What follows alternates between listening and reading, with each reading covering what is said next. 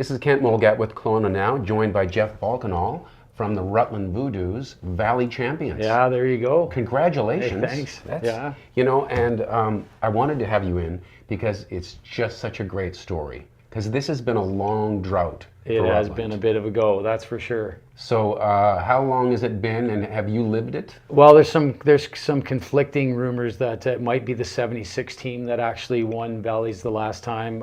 We do know that the 77 team won the Owls tournament, the Canada West tournament.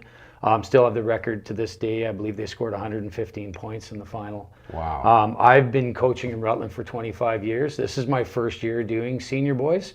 But definitely since the introduction of the KMBA and a few other factors, winning basketball championships of any nature in Rutland takes a lot of work. Yeah. So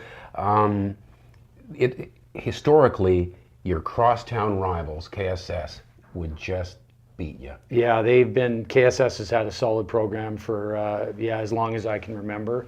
Even when I was in high school back in the day, I went to Rutland. KSS was definitely, you know, they've been there for a long time, and what they've done is pretty remarkable. They've had tremendous success not only in the Valley but in the province as well. And then this year, despite the fact that you've got this great team, you play against KSS. But no, twice this team had beaten you, and not just by a few points. It was pretty decisive. Yeah, you know what, KSS, Harry Parmar, their coach, he's got them really, they're a great defensive team. And they really try to put you under a tremendous amount of pressure, love to full court you and turn the ball over and then score layups on you. And in the first couple games, we gave them probably around 40 points a game on turnovers. So we really worked hard to try and take that part of our game, like get rid of those turnovers, get better at breaking the press, and then get better at transition defense so that we could defend and try to make them earn every single point rather than give them a bunch of easy baskets. Right, so break that press, and it sounds like you must have. I didn't get to see the game, but right off the bat, something was going well for you guys. Yeah, we made a number of significant adjustments. We had our center Marcus Struther, who's really good with the ball. We tried to get him the ball more in the middle of the floor, and that seemed to work pretty well for us. The boys, you know what, they worked harder. We got outworked by KSS in the first two games, and the boys definitely showed up, and yeah, they worked really hard in that game. So, you know, you hear a lot these days about de-emphasizing winning and losing, but this must be just a huge reward for all the hard work that's been put in. Yeah, it is for sure. Like, I've had these guys for a long time. Some of these guys all the way from grade 5, 6 in the KMBA, and I thought, man, when I get those guys in grade 11, 12, it's going to be a lot of fun. They are, you know, I'm just happy for them. A lot of them have put in a lot of time, and they've really wanted this. Last year, as juniors, our grade 11s, we had a lot of success against KSS.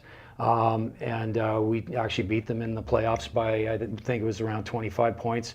But for these boys, it's awesome. For me, yeah, it's pretty cool. But and for Josh Dorff and Brian Wambacher, my two assistant coaches, it's cool for us. But we're really about them and about building awesome young men. And the fact that they won Valleys, it's just icing on the cake. No, but you guys deserve thanks too. And you know, as I thank you for your contribution, I think anyone out there who coaches a team of any kind, right? They don't get thanked enough because it's an important part of it, right? Yeah. It wouldn't happen without you guys putting in all that time.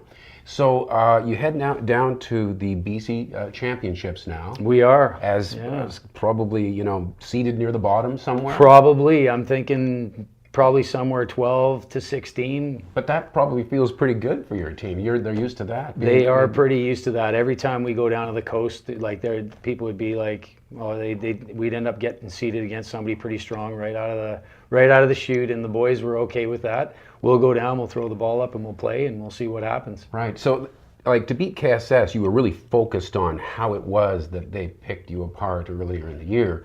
Will you try to, you know, look at all these individual teams you're going to face and have a specific strategy, or do you just focus on what you're good at? You know what? The whole year we said, let's get better at what we do. And we focus on what we do, and we don't really focus that much on what other teams do. We knew what we had to do to try and be like have success versus KSS or versus Salmon Arm in the semifinal.